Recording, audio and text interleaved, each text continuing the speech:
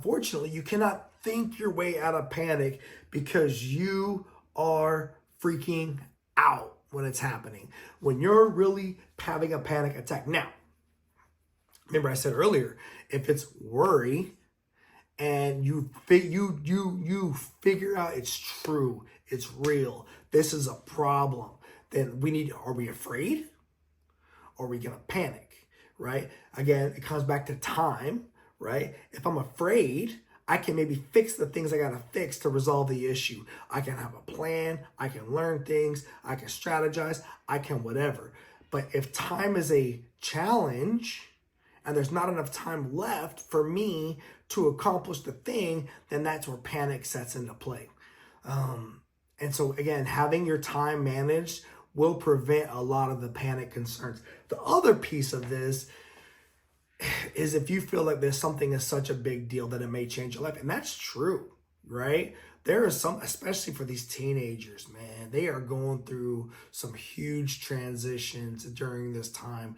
They're, especially when it comes to SATs, ACTs, ASVAB tests. Do I join the military? Do I go to a technical school? Do I go to a junior college? Do I go to a four-year university? Do I just get a job? There's a lot on their plate, and especially senior year, it gets really real, really quick, and trying to help them not panic matters.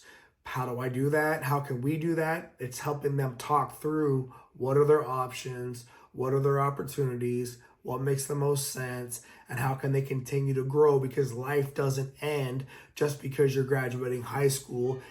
As a matter of fact, it's the reverse. Life is actually just starting. Like, it's a launch point. It's not, it's a serious transition, and it's very sad. I'm not going to lie to you. It is. But we should want them to be so excited because they are now stepping out into a whole new part of their life that hopefully will be amazing, right? But panic is serious. Again, if you're having the panic attack, do the box breathing, 4 seconds in, hold it for 4 seconds, blow it out for 4 seconds, hold it for 4 seconds. Try to recognize, is there really a tiger or lion that's going to bite you? What are you really worried about? What are the real fears, right? Is it seriously going to be something that changes your life? What's the relativity of the threat? What's the consequences that we're fearful of, that we're panicking about? And try to put it into reference as to what your real goals are in life, and do your best to try manage it. But I will tell you, ladies and gentlemen, a panic attack is real. And beware of panic, because if you're panicking, you're in the red. You're in the red. And unfortunately, you probably slammed in there. You probably went from yellow to red quickly. That's trauma. Trauma, and there is a difference between trauma and pity. Pity is where you just feeling bad about yourself. You're feeling bad because you knew you should have done better, or you should have planned better, and things just didn't go your way, or you missed an opportunity, or it didn't work its way out. And again, I would like you to not have a whole lot of pity on yourself. The other day, my son went to do his physical assessment for getting into the fire college, and I'd been talking to him about getting online, looking at what's on the test, planning for it, preparing for it, training for it, right?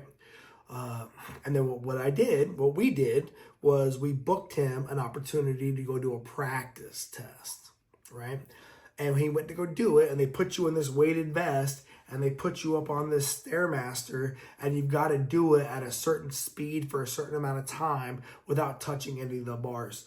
And he can do it, but he had never done a Stairmaster yet, right? And he didn't understand how far in your feet could go on the stairs. And that kind of caught him off guard. And a period of time as he's going through it, he stumbled a little bit and had to steady himself with the bars. Well, immediate failure. Okay. They gave him the opportunity to work through the rest of the test so he can get the experience. And then he's going to go back tomorrow and he's going to do it for real now. And he's going to pass it. What have we done since then, right? We went and got him a gym membership. He went and does the Stairmaster. He's done the Stairmaster probably hours since then, just practicing, because this is an important test for him to go and to complete, right? But I remember when he came to see me the day that he failed it, and he was very upset. And I told him, I said, hey man, you know what? Ain't no reason to be upset, bro. You had an opportunity to go get some experience to prepare for it. We're not done. So get over it. Like, let's not be too upset about this, because that was why it's a practice test. We're going to build the muscle memory, build the strength. You're going to go back and you're going to do good. And we're going to keep this ball going. But I had to kind of give him that baseline of, I need you not to be too hard on yourself about this. Now, he has friends that care about him, and as they figured out that he did not pass that day, they gave him some love and some tenderness, which I appreciate that. I mean, I gave him some love too, right? Hey man, I feel for you. Now get over it. now get over it, bro. Let's get back to work. We got things to do today. We will go back and get that. And that, I think that's pity. Now, grief comes from trauma. Trauma comes when stuff, it just slams you from green, yellow into the red. There's just no way you could handle that much stress, that much panic, that much fear, that much whatever it was that took you all the way from 0 to 100. It's going to be traumatic.